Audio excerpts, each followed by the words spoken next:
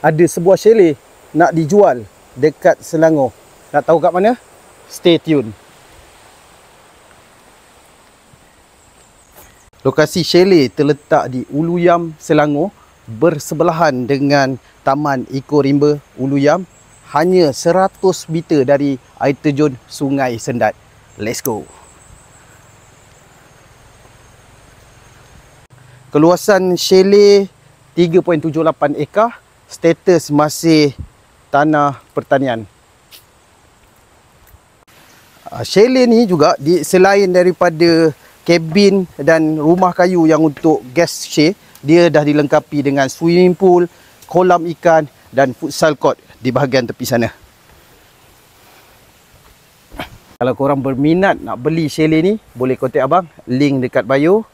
Korang boleh komen dan like video ni. Jangan lupa untuk share supaya lebih ramai nampak. Jumpa korang di next video abang yang seterusnya. Okey, ciao.